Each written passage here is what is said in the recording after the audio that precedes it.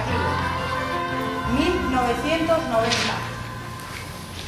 LOCE, Ley Orgánica de Calidad de la Educación, 2002. Esta no llegó. LOE, Ley Orgánica de Educación, 2006. LONCE, Ley Orgánica para la mejora de la calidad de la educación, 2013.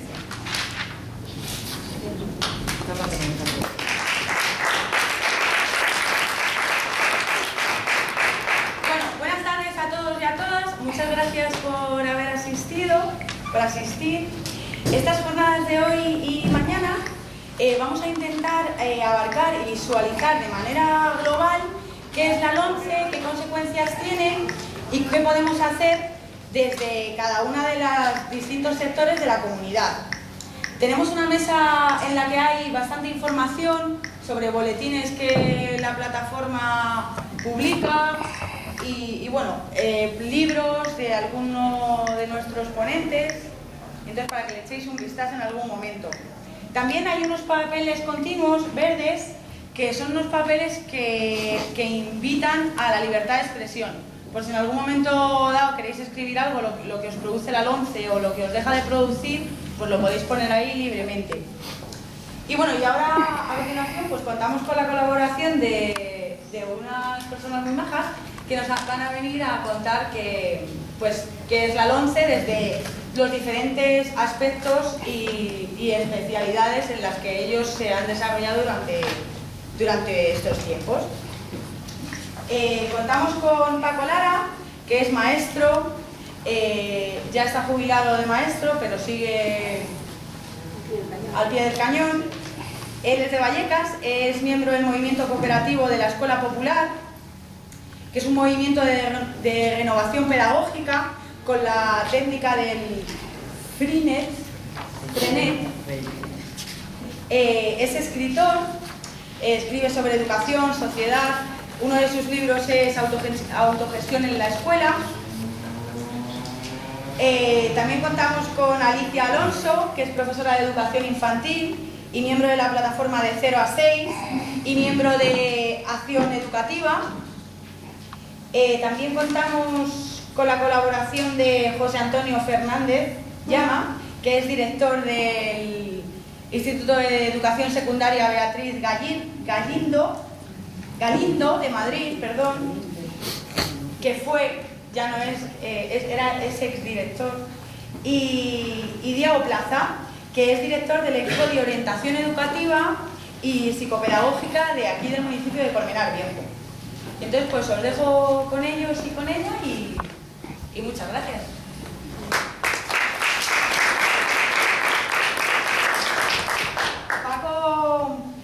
Comienza Paco y Paco nos va a hablar un poco de lo que es la iniciación a la lectura de la LOMCE. Nos va a hacer una pequeña iniciación, como una pequeña lectura sobre lo que es la LOMCE, ¿no?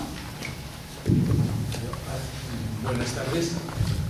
Yo cuando estaba preparando esto leía a Eduardo Galeano, que decía: andar por el mundo tirando cosas y cambiándolas por el modelo siguiente solo porque a alguien se le ocurre agregar una función o achicarla un poco, no es mi estilo.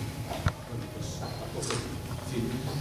Yo tengo esto que ha hecho desde esta cámara, a mí me parece que es gravísimo. Si no fuera muy gracioso, pues muy grave. En los 30 años, yo empecé a trabajar en la educación el año 69. Y he padecido todo, la ley del 70, la del todo. No se ha mejorado absolutamente nada. Han mejorado las personas, pero las leyes poco más o menos son más o menos las mismas. Entonces a mí esto parece peligroso. No se ha ido mejorando de ley a ley en nada. Y ha supuesto un derroche de esfuerzos, y ha supuesto un derroche de preparación del profesorado importante. Y yo, al leer la LOMCE ahora, pues bueno, uno la lee con una cierta calma, ya con los años, ya no es con la virulencia de quemarla, sino sencillamente de leerla, a ver qué dice, a ver qué cosas son bonitas, qué cosas merecen la pena y tal. Yo quisiera destacar dos cosas. para la ley, para entenderla. Primero, la ley de 1970, la Ley General de Educación de 1970, fue la primera que yo empecé a trabajar con Franco, pero la primera ley posfranquista, diríamos, fue la ley de Guillermo Casillo, con una cosa interesantísima, y es que antes de promulgarse la ley hubo un libro blanco de educación que se manejó muchísimo, que se leyó mucho, que se discutió mucho, y bueno, pues allí estábamos. Yo no estaba de acuerdo con muchas de las cosas que había en la ley del 70, vamos, yo, un grupo de gente, pero se discutió, se puso sobre el tapete, y a mí eso me parecía importante. No ha vuelto a hacerse. Con la LOCSE se hizo un conato de esto, cuando estaba en el ministerio bueno, no Manuel sí, pero el que llevaba la ley era Marchesi, Álvaro Marchesi. Se hizo un conato, se sacaron 3 o 5 tomos de propuestas, pero fue un proceso muy poco participativo, realmente poco participativo. Bueno, se hizo ahora. Pero es que en todas las demás leyes no ha habido consenso ninguno. Fijaros que siendo presidente de gobierno Zapatero, el ministro que tuvimos de Educación, Gabilondo, intentó poner de acuerdo a los distintos partidos para hacer, bueno, fue darle una patada a las narices. Yo, si a mí me hacen esto, lógicamente lo que te están diciendo es váyase usted aquí, porque que tú presentes una moción de este tipo, muy interesante, como los últimos 100 puntos para discutir, ni se habló del tema. Bueno, pero es que llegamos a esta ley última y esto ni se le ha pasado a nadie por la imaginación que se podría hacer.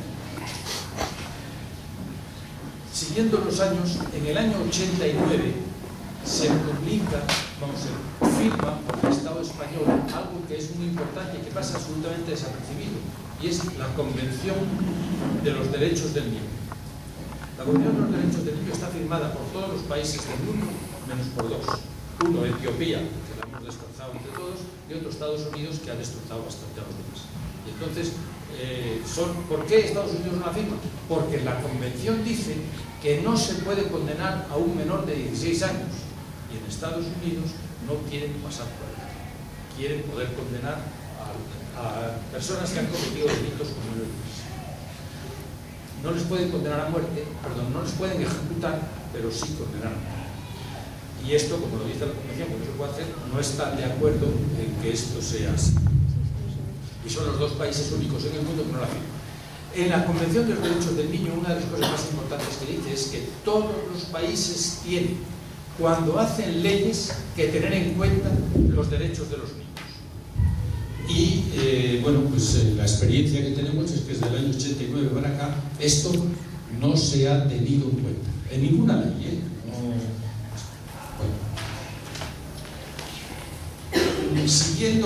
leyendo la ley, uno no encuentra en la ley que sea una ideología determinada, está muy bien escrito, pero hay que oler lo que se dice detrás de las palabras que se dicen.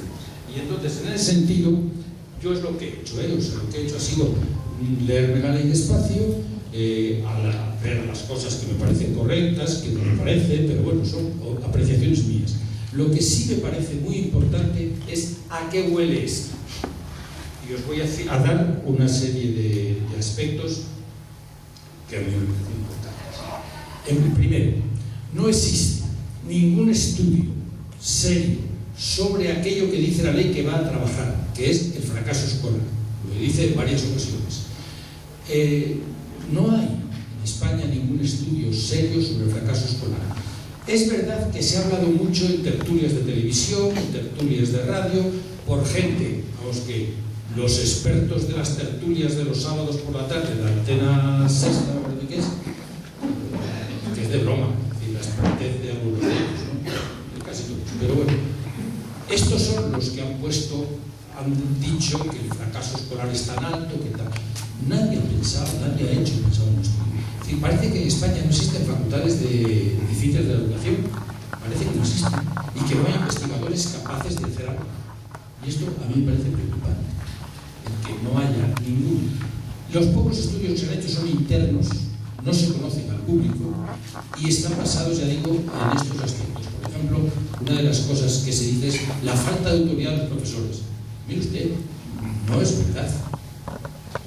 Los profesores, en su inmensa mayoría, no tienen falta de autoridad ninguna. El problema es que haya alguien que en un momento determinado, o un niño en un momento determinado, o una niña, haga alguna cosa y haya una falta de estima del profesor. Eso es posible, pero son cosas absolutamente. Lo que pasa es que se le da tanta importancia que, bueno, parece que. Otro aspecto que se destaca mucho es el planteamiento del informe PISA. Bueno, el informe PISA es muy peligroso. Primero, ¿por quién hace el informe PISA? El informe PISA está derivado de los países de la OCDE, que son los países ricos del mundo. Entonces, es el informe que hacen los países ricos cómo quieren que siga funcionando el mundo conforme a estos esquemas. Y esto, si uno no sabe que esto es así, pues no puede interpretar correctamente el informe. El informe tiene quien lo paga, pues lo pagamos de estas maneras, ¿no? Y después, otra cosa que a mí me llama la atención, bueno, muchas del informe PISA, pero una de las cosas que me llama la atención es que, por ejemplo, no se tiene en cuenta para nada en el informe la influencia que tienen los libros de texto en la educación de los niños. A mí este es otro tema que, bueno, cuando hable del currículum lo diré con más cuidado. Y después, aspectos que yo he ido destacando de la ley y que me parecen importantes. El primero es la centralización. Si os dais cuenta, todo lo que se plantea en la ley lo hace el Estado. Es decir, deja a las comunidades autónomas casi sin poquísimos cometidos, pero con otra particularidad, y es que permanentemente está diciendo que los centros tienen autonomía, cada centro tiene autonomía, pero sin embargo, en el proceso articulatorio de la ley, lo que plantea es todo lo contrario. Es decir, lo que diga, a no ser, y es otro aspecto que hay que destacar, que seas un centro concertado, un centro privado. Si tienes un concierto con el Estado, puedes tener un centro en el cual tengas un alto nivel de autonomía. Pero si eres un centro público, no puedes tener un alto nivel de autonomía. No lo puedes tener, por otra razón. Los directores de los centros dependen tremendamente de la administración central. Hasta unos años yo participé en la famosa huelga del 77, 76, 77, en la que se consiguió en primaria que desapareciera el cuerpo de directores. Había un cuerpo de directores, gente que hacía oposiciones para ser director de un centro. Le exigían dos cosas fundamentales: que fuera adicto al régimen, lo lógico, era Franco el gobernador, o sea, que era así, y después pasar una oposición no muy difícil en ese aspecto, pero bueno, había que estudiar, o sea, no era una prueba. Y entonces era gente preparada. Se consiguió que desapareciera aquello, y entonces los directores se empezaron a nombrar directamente por los claustros. ¿Qué pasaba? Que al ser nombrado por el claustro, el director respondía ante el claustro, no respondía ante la administración.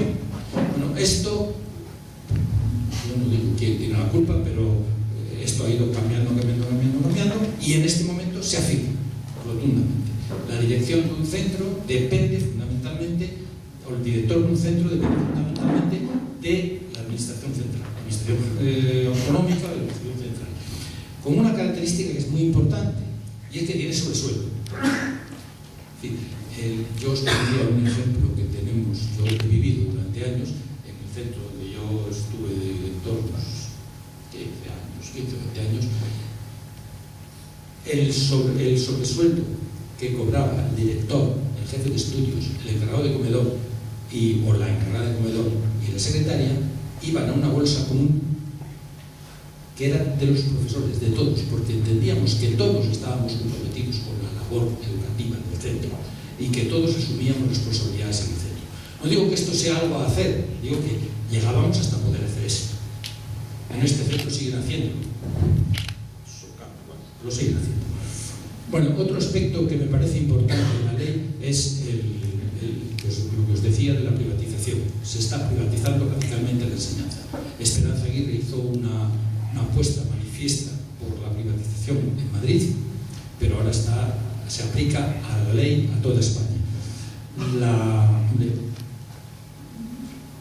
En Madrid se están dando, hace poco, estoy viendo el grupo este que ha conseguido un local, de concierto en un pueblo de Madrid, y esto es actual. O sea, es decir, yo, uno de los centros más potentes, quizá la asociación o la cooperativa que tiene más alumnos en Madrid, concretamente es el Centro Gredos, debe tener, sin ningún calculo, hablando con Carlos de Higuera hace poco, me parece que me dijo que tenían unos 13.500 alumnos en Madrid, en distintos centros, el centro del Escorial, les han regalado los locales. ¿Dónde están? Y yo conozco esta historia muy de cerca porque como el centro Gredos está a 105, no creo que llegue, a menos de 100 metros del colegio donde yo era director, teníamos buena relación, nos conocíamos mucho y sabíamos de qué íbamos. Y entonces están así, esto es así, y a nadie le llama la atención. En Vallecas se ha hecho un barrio nuevo que es el Ensanche, la salida del pueblo de Vallecas, un barrio, bueno, aparentemente muy bonito, muy bien diseñado, después otra cosa, bueno, muy bien diseñado, y no hay colegios públicos. El colegio, yo es que tengo un hijo viviendo allí y le toca este año llevar a los niños a un colegio, y el colegio que tiene más cerca de su casa, que sería el ideal, pues los niños para entrar en este colegio deben estar bautizados, porque si no están bautizados, cuando terminen la primaria van a hacer la confirmación, y entonces, claro, ¿cómo van a hacer la confirmación? Bueno, y que no les llame la atención, estoy repitiendo las palabras de la persona que presentó aquello a los padres, no les llame la atención que los niños estén en un sitio y las niñas en otro, porque es que son muy distintos. La cabeza de un niño y de una niña son completamente distintos. Esto es a lo que se está dando la privatización. Pero si uno lee la ley, el problema no es este. El problema es que esto pasa con todo, con el sistema de evaluación, con el sistema de objetivos, con los proyectos que tenga cada centro. Los centros públicos hay que controlarles mucho, a los centros privados no hace falta controlar. Y ya está. Y todos sabemos que los centros privados cobran dinero a los padres por actividades que la ley dice expresamente que no se puede cobrar, pero todos sabemos que se cobra, y ya está. Y la inspección. Bueno, otro aspecto que me parece importante de la ley es que continuamente hace esfuerzo en proclamar la autoridad como algo fundamental. Es como estamos al servicio de la autoridad. Hay alguien que manda más. Esto es algo que va apareciendo en los distintos momentos de la ley. Os podría citar muchos artículos, pero he preferido no hacerlo. Leerosla despacio y veréis cómo estas cosas aparecen. Bueno, otro aspecto que dice que no, pero que es real, es la discriminación con los más débiles. La ley está planteada para que los que van bien vayan mejor. No sé si vayan mejor no, pero para que los que vayan bien se les den refuerzos, vayan hacia adelante. Bueno, vamos a hacer la ley de la excelencia, vamos a hacer niños excelentes. Los niños no son excelentes, los niños son niños. Y unos encajan mejor que otros, unos son más lentos que otros, unos corren más que otros. Esta traía unas diapositivas que lo que pasa es que después al final he dicho no voy a ser tan drástico, no lo voy a poner. Era, es decir, un profesor que tiene un niño que le faltan los dedos de un pie y dice, le voy a suspender, le tengo que suspender educación física porque este niño no puede correr como los demás. Bueno. O una niña que es ciega y dice, esta niña como no puede leer, la voy a suspender el segundo de primaria, claro, como no puede leer.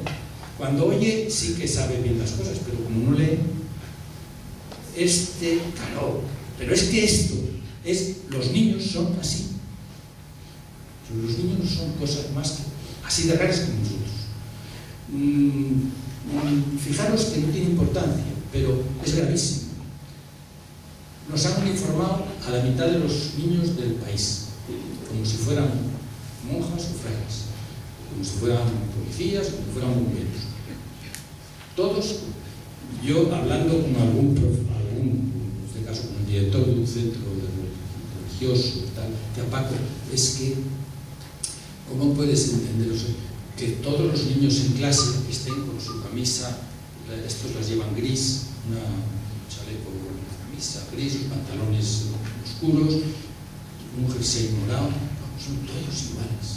Digo, sí, el problema es que de esos niños que tienes delante, a uno le gusta llevar pendientes, estaba hablando de bachillerato, a uno le gusta llevar pendientes, al otro, a la otra le gusta llevar el ombligo al aire, y eso es malo. No, sí, no, eso son maneras de expresarse de un niño o de una niña, y nada más. Y si tú a eso le das importancia, quiere decir que estás perdiendo de vista lo que tienes delante. Lo que tienes delante son niños que están buscando su manera de ser fuertes en la vida, como la buscamos todos. Y entonces, yo tengo la experiencia de un niño que con 13 años, entonces estaba yo haciendo primero y segundo de secundaria, en el colegio todavía, y me vino su madre preocupadísima. Su madre había sido alumna mía cuando era pequeñita, y me dijo: Paco, ¿qué hago con Sergio, que me dice que se quiere poner un pendiente? Y a mí de principio, un niño con un pendiente, estoy hablando de hace unos años, dije, pues no lo sé, voy a hablar con él. Y mientras dejé a la madre y cogí al niño 2 o 3 días después y me puse a hablar con él, yo le di muchas vueltas al tema. Y dije, ¿qué le pasaba a Sergio? Pues simple y llanamente que quería distinguirse de los 8 niños más que había en la clase. Era el niño que se llevaba a todas las niñas de calle, se las llevaban, era una cosa exagerada. Pero él quería ir con su pendiente porque era la manera de, aquí estoy yo. Y cuando le dije a su madre esto, dice, es que van a pensar de él, lo que piensen, si es él el que quiere. Digo, el pendiente no puede ser 1000 cosas. Me preocupa más que habla mucho la ley de la discriminación de los más débiles. Los más débiles, los otros que tienen alguna dificultad, la ley dice que no pueden ser discriminados. La ley lo dice, pero cuando articula no aparece nada. Otro aspecto que sí quisiera tener es el poder, no es baladí, se acrecienta tremendamente el poder de la Iglesia. Además, claramente, sí, cuando os hable del currículum veréis algo muy concreto, pero el tema del poder de la Iglesia es importantísimo. Ayer daban la cifra, ayer oía yo la cifra, de 37% de católicos practicantes en España. Y esos 37%, no ellos, la jerarquía que los sustenta, es la que tiene el poder manifiesto sobre las cosas.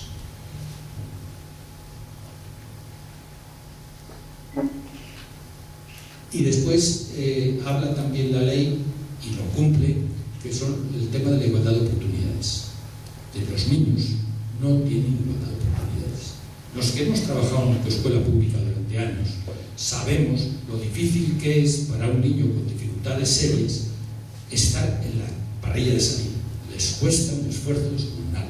Hay que hacer un esfuerzo con ellos grande, porque vienen de una familia donde leer un libro es algo raro, que el periódico no se lee en muchas casas. Y esto, yo que viví en Vallecas desde el año 69, pues lo he vivido. Y entonces, igualdad de oportunidades, ¿cómo? Bueno, pues la ley habla de ello, pero cuando articula y hace los parámetros, no aparecen estas cosas. Les digo, no quisiera hablar más, pero estos son los detalles que uno va encontrando en la ley. No se dice nada, en ningún sitio se dice que el poder se da a la Iglesia, no.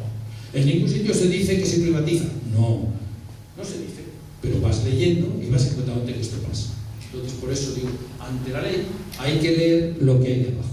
Cuando empezamos a hacer los currículum, entonces aparecen muchas claras algunas cosas. Muchas gracias, Paco.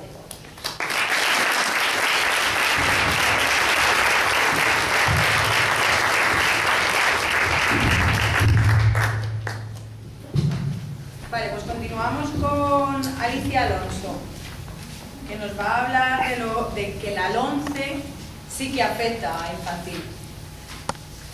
Bueno, en primer lugar, muchas gracias por haberme invitado a formar parte de esta mesa y porque hayáis venido a compartir este tiempo, porque es un poco doloroso, como al final somos los mismos perejiles en todas las salas, pues es doloroso pasar a veces por espacios con todo el trabajo que supone a la organización hacer estos actos y ver que tienes 3 o 4 personas que ocurren. Y bueno, la gente que estamos en la mesa ponemos cara de póker, nos olvidamos y seguimos adelante, pero es bastante triste para las personas que lo organizan. Así es que da mucho gusto ver que la sala pues tiene mucha gente. Yo quería hacer una pregunta capciosa. ¿Cuánta gente de aquí sois de infantil? ¿O relacionadas con infantil? Para hacerme una idea. Bueno, pues vamos a intentar hacer voy a intentar hacer ¿Se me oye mal cuando tengo este aparato? Sí. Perdonad. Es que prefiero hablar sin aparato. Sí. Voy a intentar ser lo más escueta que pueda para dar paso a las otras etapas. Pero la gran olvidada en todo este discurso, y no solo en la LOMCE teóricamente, ha sido la educación infantil. Y para situar esto quiero hacer, porque además he pensado, bueno, esta primera parte que tenía prevista no la voy a decir para ir más rápido, pero como todo el mundo ha hecho hincapié en algunas cosas de las que sí iba a decir, pues que las que sí tenía previstas, pues sí que voy a hacer un resumen rápido. Para ver la importancia que tiene la educación infantil y cómo está siendo de maltratada la educación infantil, sobre todo desde hace unos años y especialmente en estos momentos. El concepto de educación de niños, o sea, el concepto de niño varía sustancialmente en el siglo XIX. Lo que pasa es que, claro, como todos los cambios no varía de hoy y mañana masas, viendo que los niños ya no son lo que eran, ¿no? No. Pero hay un cambio que se da y que comienza y que tiene que ver... Me da una angustia verte así, perdóname. Le va a dar un algo a esta mujer. Espera, que me pongo esto así. Bueno, yo me bajo para que me oigáis. Bueno, los niños pequeños, con excepciones muy honrosas, hasta esos momentos se veían como casi como molestias y en todo caso como inversiones para que guardándolos pudieran ser una fuerza de trabajo para las familias en el futuro y pudieran ser un sostén para los padres y madres, aunque fueran de clases pobres, porque era su única garantía para ser tratados. Es decir, la infancia, y ahí tenéis, por ejemplo, mucha literatura que hace ese siglo sobre los niños, trata a los niños como si fueran objetos totalmente. El siglo XIX supone un cambio importante, y como esto hay que dar saltos muy grandes, y un grupo de pedagogos, psicopedagogos, médicos, Rousseau, de Crowley, os sonará un poquito más tarde, María Montessori, empiezan a plantearse que los niños y niñas tienen un mundo especial, que son importantes en sí mismos y que no son solo proyectos de personas, que son personas, con derechos, con potencialidades y con necesidades que han de ser cubiertas por los mayores, porque una sociedad en el futuro es lo que los niños son en el presente y cómo se tratan y cómo se cuidan. 1989 supone un hito importantísimo, porque supone la aprobación de la Convención de los Derechos del Niño, ya os han comentado antes, y tiene, desde el punto de vista de la educación infantil, dos aportaciones importantísimas. Una es que los niños tienen, entre otras cosas, derecho a la educación desde el nacimiento, cualquier criatura, desde el nacimiento, porque no podemos pensar el concepto, en los términos en que se entiende muchas veces la educación como instrucción, exclusivamente. Es decir, un ser humano frente a otro ser humano que tiene que ser contenido, sostenido y acogido no puede dejar de educar, y no se puede dejar ni siquiera de educar a un chavalote de 16 o 18 años, porque de cómo actúas tú con él en el aula, y eso los profes de secundaria lo sabéis bien, vas a tener una gran influencia en cómo va a ser, cómo va a interesarle la asignatura. Si yo ahora pidiera que aquí levantaréis la mano, qué profesión tenéis y qué medida de influencia tuvieron vuestros profesores en esa elección, pues veríamos lo importante que es en cualquier edad. Pero es que en infantil es fundamental, es que es educar en infantil, es aprender a ser persona, a estar con los demás y a hacerse a uno mismo. Es el punto en el que se desarrolla la personalidad. Y eso nos lo dice la Convención, pero bueno, así, con esta especificidad en infantil, no, en general. El derecho a la educación desde los niños, de todos los niños desde que nacen. Pero la Convención, como ha apuntado Paco, aporta algo muy importante, y es, no se pueden además legislar ningún tipo de ley que directa o indirectamente afecte a los derechos de la infancia que se reconocen en esa Convención. Vamos a dar otro salto en el tiempo, y tenemos en los años 80 y en los años 80, voy a quedar ahí, porque Paco ha hecho también un análisis de leyes o un poquito por encima desde, vamos a ser sintético, desde el 70, y lo voy a dejar ahí. Bueno, en los años 80 se produce en España, y yo me centro aquí, pues una serie de normativas. Yo estoy hablando sin saltar unas diapositivas, y aquí quien quiera mirarlo un poco más a fondo, pues bueno, se producen una serie de leyes, leyes de protección de menores, leyes educativas, etcétera, etcétera, que parece que van camino del desarrollo de esas ideas de la Convención antes de que sea una Convención, y a partir del 90 que ya se está intentando aplicar. La LOCSE, cuando plantea pues nada menos que la existencia de una etapa única, centrándonos ya en infantil, es la primera vez que se reconoce como tal, con identidad propia, con un problema, y es que está dividida en dos ciclos, porque tuvo una cuestión económica, y era que no se apostó, porque estas son decisiones al final, por hacer la misma inversión en el ciclo de 16 años que en el ciclo de 0,3. Y mientras se consiguió, porque bueno, se entendió y se pensó que aquello tenía que ir en un plan de desarrollo, es decir, vamos a ir desde la obligatoria ampliando hacia los extremos para hacerlo cada vez más universal y más gratuito. Pero la realidad fue que fue el hito en el que muchos esperamos que eso iría para adelante, es decir, se seguiría desarrollando, y nos quedamos con las ganas. Porque lo que se hizo a partir de ese momento fue unir para atrás de modo permanente. ¿Qué es lo que teníamos cuando empiezan a venir otras leyes de educación? Quiero decir, cuando he dicho no se apuesta por lo mismo por el primer ciclo que por el segundo, no sé cuánta gente puede haber aquí del primer ciclo, es que mientras que el segundo ciclo tiene unos profesionales que tienen que ser en todo caso maestros y maestras, mientras que en el segundo ciclo es universal y es pública, aunque pueda haber centros gratuitos, mientras tenemos eso en el segundo ciclo, en el primer ciclo no se llega nunca a su universalización, la gratuidad no está porque nunca se llega a tener, hay sistemas de, incluso en las escuelas públicas, sistemas de reparto, hubo un primer momento en el que se hacía una parte pagaba la Comunidad de Madrid, otra parte la pagaban los ayuntamientos correspondientes y otra parte la pagaban las familias, pero nunca fue público totalmente. Los profesionales no eran los mismos, no eran las mismas, porque se admitía que fueran no solo maestros, se concedía la situación de que fueran maestros y maestras, pero se planteaba que pudieran ser técnicos superiores en educación infantil. Y cuando estábamos en esas, pues resulta que parecía que ya no iba a haber vuelta atrás, es decir, ya creíamos que lo siguiente en el primer ciclo, bueno, lo siguiente en la etapa era pues todos juntos, de verdad, lo que nos han contado, lo que nos han dicho y lo que nos creemos, es decir, educación infantil, con identidad propia, con capacidad, con respeto. Hubo un tiempo incluso antes de la LOCSE del 90, cuando estos años estuvo preparando todas estas cuestiones,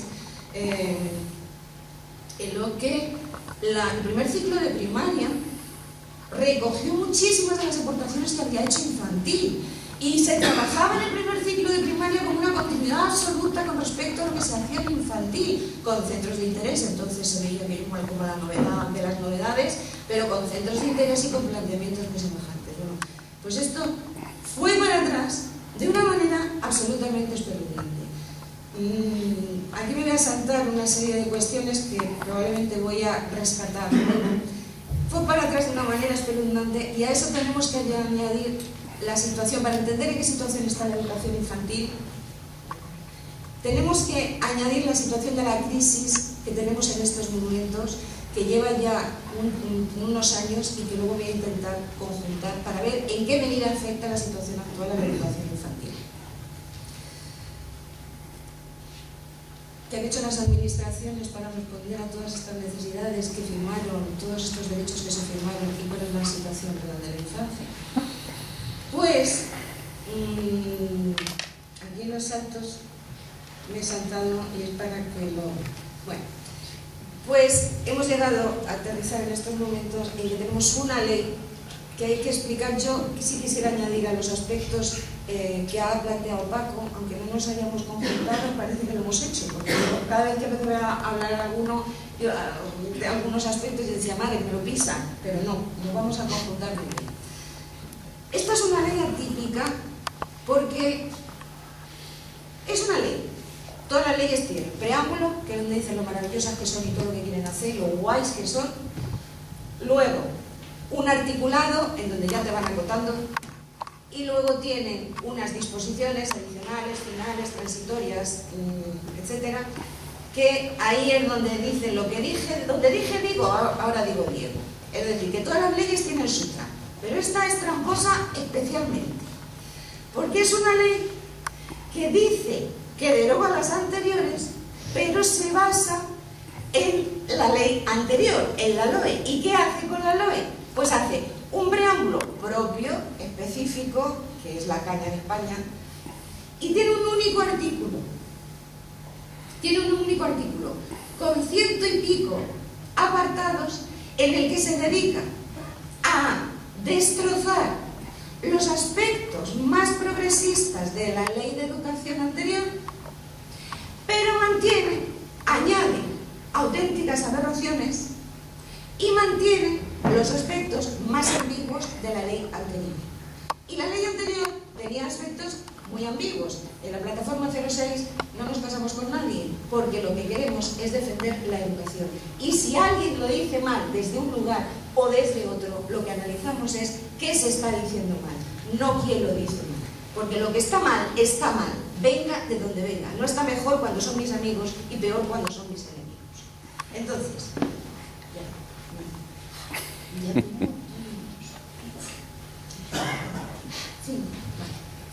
Entonces,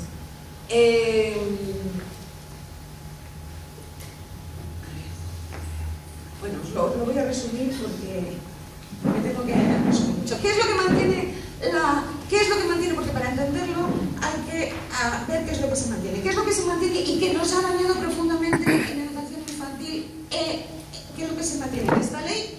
Porque no se ha cambiado en relación con la ley anterior. Pues se mantiene, en primer lugar, que la etapa está completamente dividida, que el primero de sus ciclos se mantiene, luego si queréis articulados concretos os lo puedo explicar y os puedo pasar el PowerPoint para que lo veáis. Los artículos del 13 en adelante, del 12 en adelante, que trata de la educación infantil, se mantiene la distribución del primer ciclo en todas las comunidades autónomas, de manera que el Estado central no regula ningún mínimo.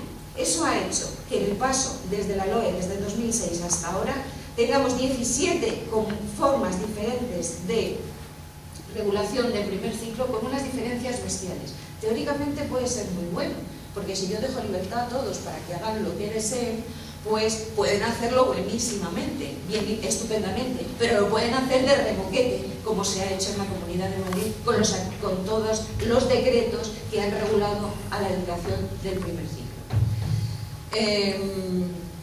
¿Qué es lo que plantea además? Es decir, no hay ningún tipo de protección. Mientras un niño en Navarra tiene que medir, o en Baleares, puede disponer de un espacio de 2 metros como mínimo, en Madrid tiene 1,5 metros y debe ser que son más pequeños, porque es así, es decir, el número de niños, un montón de cosas. ¿Qué es lo que, otra de las cosas impresionantes que mantiene?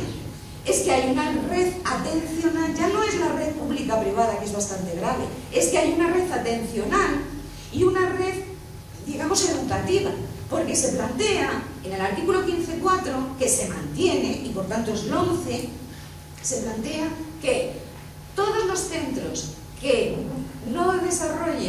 desarrollen al menos un año de actividad continuada con los niños y niñas, tienen que presentar propuesta pedagógica. Y como esto, sabemos que quien hace la ley hace la trampa y hay que leer a la inversa, significa, y esto lo hemos peleado en la plataforma de Madrid, lo conocemos muy a fondo porque lo hemos llevado a los tribunales, desgraciadamente lo hemos perdido, significa que los centros que deciden no impartir durante ese año, un año completo, no tienen que hacer ningún tipo de propuesta pedagógica y no están sometidos a ninguna de las regulaciones que contempla la ley en relación con los niños pequeños. Significa además que en el artículo 90 se plantea, que se mantiene, se plantea que para la atención educativa directa de los niños y niñas de estas edades se tendrá que ser profesor, o sea, maestro o maestra.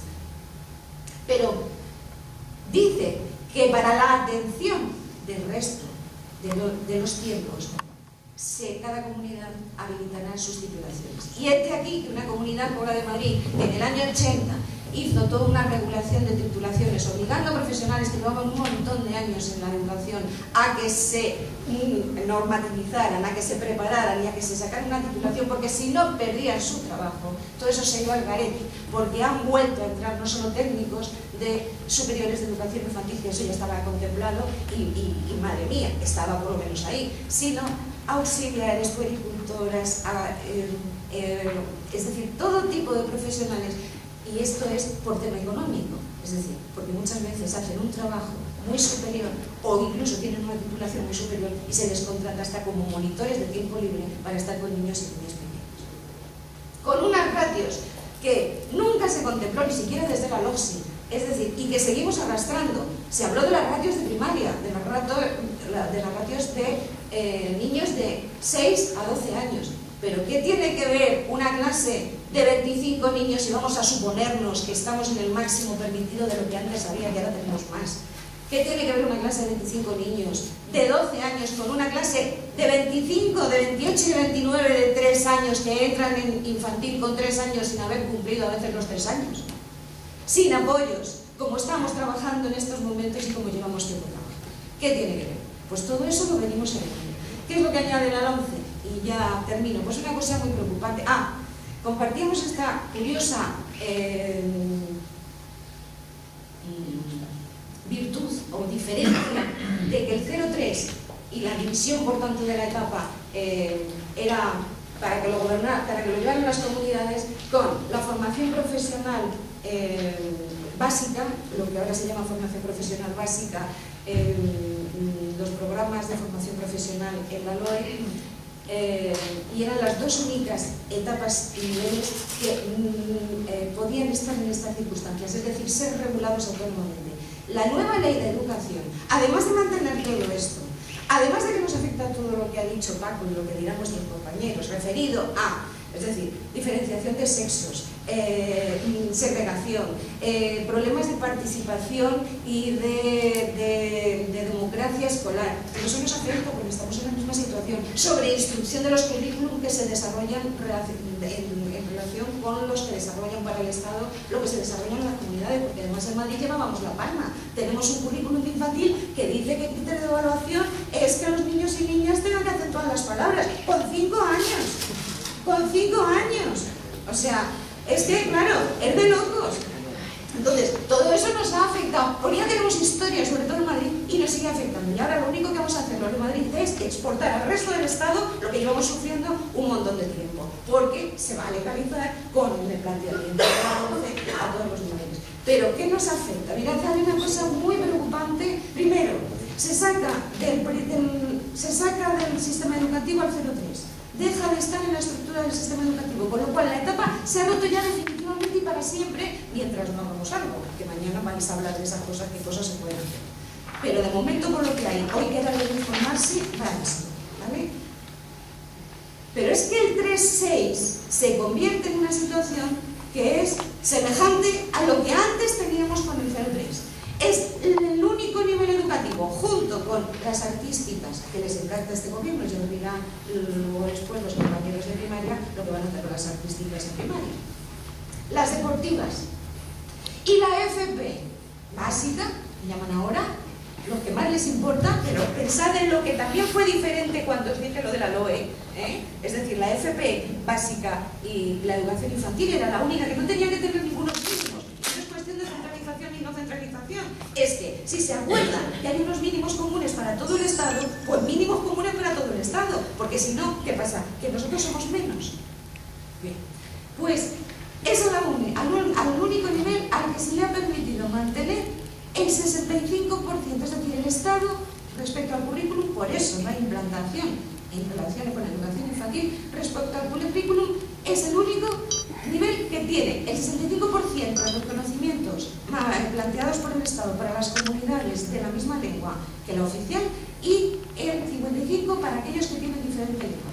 El resto de comunidades van a tener un currículum totalmente impuesto por el Estado, el resto de niveles y etapas van a tener un currículum totalmente impuesto por el Estado central, que lo único que van a poder hacer al completar las comunidades va a ser aumentarlo, pero en ningún caso tocarlo, aumentarlo, ¿vale? Pero eso os lo contarán después. Para mí, eso, que en la plataforma nos hemos dedicado desde hace muchos años a hacer estudios de ese estilo, y en Acción Educativa planteamos un libro de leyes que nos lo podéis pedir, un estudio de todos los contrastes de las 6 leyes de educación antes de la 11, analizando todas las etapas y todos los aspectos, y podéis pedirnoslo y os lo enviamos gratuitamente. Para mí eso es peligrosísimo, porque el problema de las leyes no es solo lo que dicen, sino lo que dejan entrever y lo que al no decir autorizan.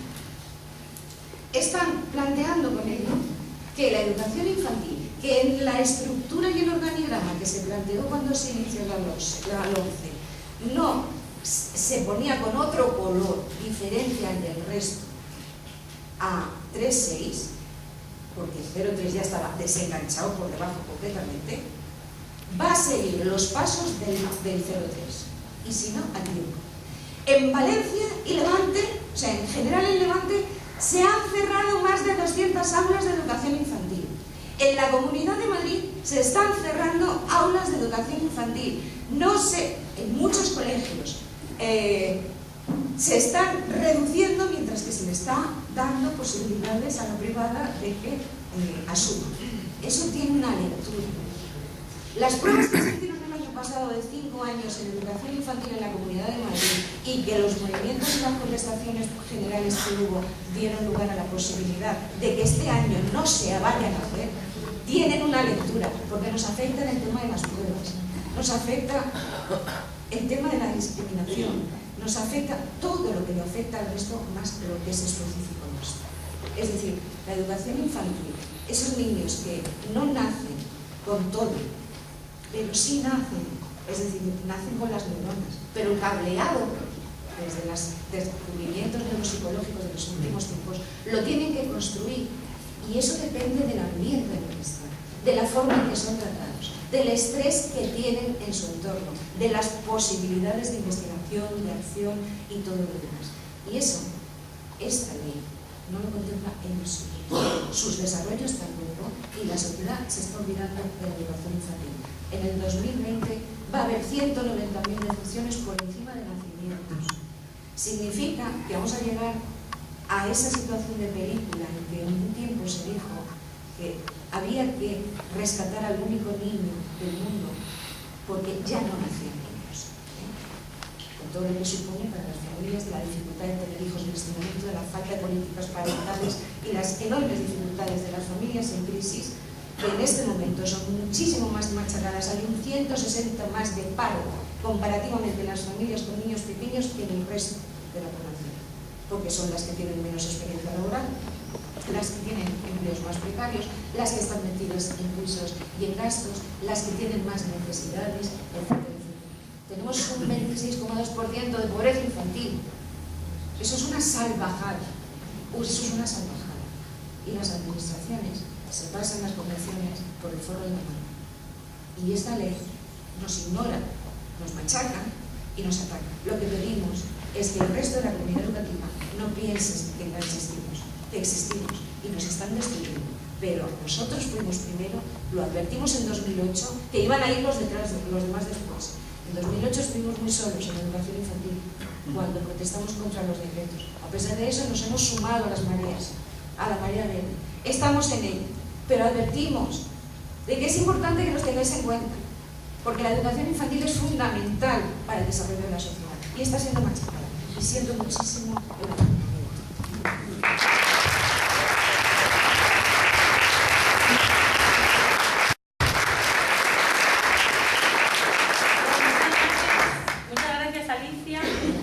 Ahora vamos a pasar otra vez con Paco. Por favor, ceñiros a los 5 minutitos. O a los 7. ¿Vale? Gracias. Paco nos va a hablar ahora de lo que es el currículum. Del currículum de primaria. Eso es. Hay una cosa que se me quedaba de antes que es muy importante, porque no se hace ningún hincapié en la ley, ni en la anterior, ni en la anterior, ni en la anterior, ni en la anterior, en algo que es fundamental, que es la formación del profesorado. Esto es un lastre que llevamos encima los maestros, vamos, digo, los maestros y los profesores de secundaria. Es decir, esto, yo empecé a dar clases en la escuela cuando terminé la carrera con 18 años y había hecho hasta bachiller elemental. A los 14 empecé el magisterio y a los 18 era maestro. Pero no yo, toda mi generación.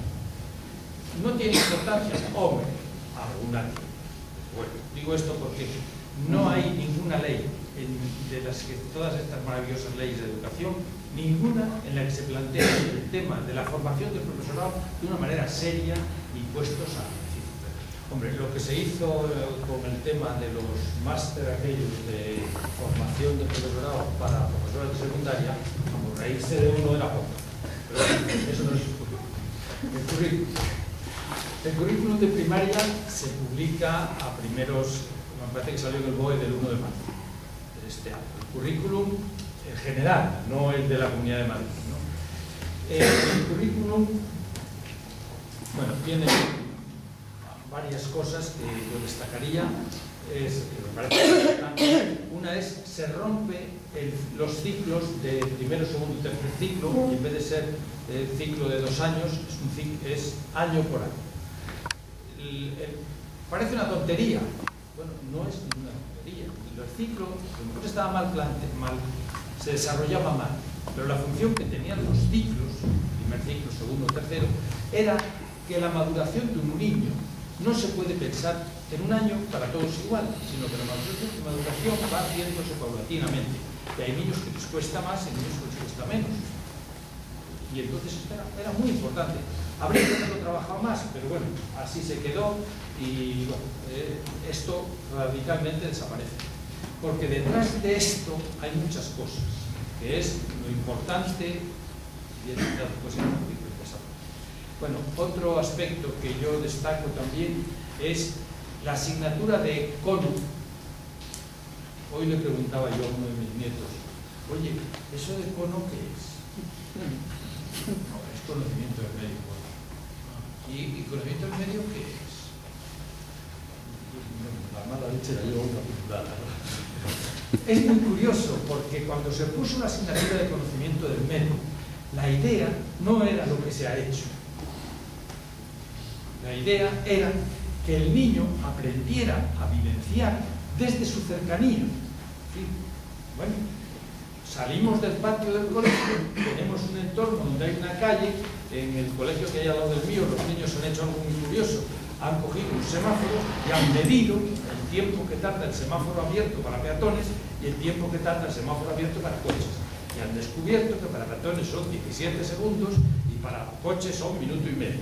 Y entonces han planteado que un señor con una señora que vaya con muletas, por ejemplo, en 17 segundos, es muy difícil que pueda avanzar. Es toda la avenida de Barcelona, o sea que es muy difícil que pueda cruzar toda la avenida de Barcelona al ritmo que anda un señor con un bastón. Bueno, esto lo han hecho niños de 10 años, de 8 años, de 9 años. Se han juntado un pequeño grupo y lo han presentado en el ayuntamiento, no les harán caso, pero ellos lo hacen. Entonces, digo, estos detalles de salir a la calle y ver lo que tienes alrededor, de ver un poco que el río Manzanares es el río que yo tengo más cerca, hay que ver cómo es. Bueno, esto que era lo fundamental ahora desaparece y aparece la geografía y la historia. No creo que sea malo que aparezca la geografía y la historia. Creo que es malo es la idea que hay detrás de todo esto. No, hay que saber geografía, historia, hay que saber los ríos de España. Si uno coge el currículum desarrollado que ha hecho la Comunidad de Madrid sobre lo que los niños tienen que saber en primero, segundo, tercero, cuarto, sexto, hay cosas increíbles, pero yo no sé, yo creo que están haciendo unos niños maravillosos, es que saben de todo. Ahora, si empezamos por la primera, que los niños cuando entran en primaria tienen que saber leer y escribir, ya es que es suave el tema. Es decir, si llamamos escolarización obligatoria a partir de los 6 años, y los niños ya tienen que saber leer cuando entran en 6 años. Es como que a la señora que lo decidió le falta, le resbaló bajita, pero la resbaló más. Otro aspecto que te llama la atención por esto de separar geografía e historia es la historia que hay que enseñar, y lo digo por el currículum que hay en la... Yo no tengo el micrófono, igual no me estoy subiendo. El currículum que hay en la Comunidad de Madrid, que es borrador todavía, no se ha hecho todavía, en fin. Se plantea, os cito una cosa porque a mí me llamó la atención especialmente, ¿no? Se habla de la reconquista. ¿Dónde vivimos? Es decir, ¿qué profesor de historia serio hoy puede hablar de reconquista? La reconquista es un concepto que teníamos nosotros, digo nosotros, los que tenemos más de 70 años, cuando empezamos a estudiar la reconquista, claro, los reyes godos, la historia, pero hoy no se puede hablar de reconquista, es decir, seriamente no se puede hablar de reconquista. Bueno, pues esto está, los niños nuevos, los de Adán sexto de primaria, tienen que saber lo que era la reconquista. Hay que saber lo que era el siglo XIX español.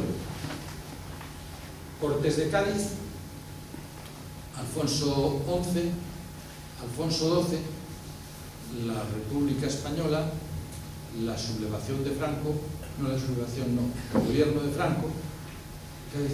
La Primera República Española tiene una importancia en el proceso español y en el contexto mundial. Tan importante es que, claro, a los que no estudiamos eso, porque la Primera República Española no tiene valor, pues... Pero esto va a pasar en el currículum ya, O sea, la Primera República no existe. Otro aspecto que se plantea, lógicamente no se plantea la guerra civil española, se plantea como guerra civil, menos mal. Pero no es una guerra civil, esto es una sublevación del ejército, es decir, las cosas hay que decirlas como son, históricamente hablando, Es decir, te puede gustar más o menos, yo puedo ser de derechas o de izquierdas, más de derechas, pero lo que es una sublevación militar es una sublevación militar, lo es. Pues se afirma como ganan, pues entonces, pero bueno, esas cosas. Hay otro aspecto que a mí me preocupa mucho. No me preocupa porque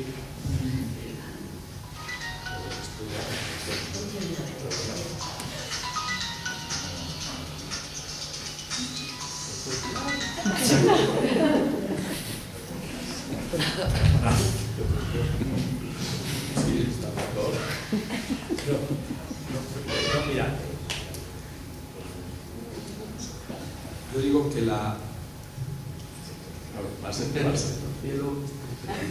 después de la sublevación. Bueno, La sublevación. Sí, estaba así, con la sublevación. Yo digo, esto es lo que hay, esto es lo que los niños van a aprender. A mí esto me parece tremendamente peligroso, porque está transmitiendo una ideología, pese a que el planteamiento de toda la ley es que no hay de ideología por ninguna. Y sin embargo, en el tema concreto hay un planteamiento ideológico clarísimo.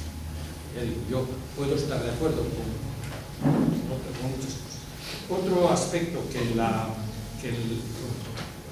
currículum tienen muchas cosas, pero yo quisiera destacaros el tema de la evaluación.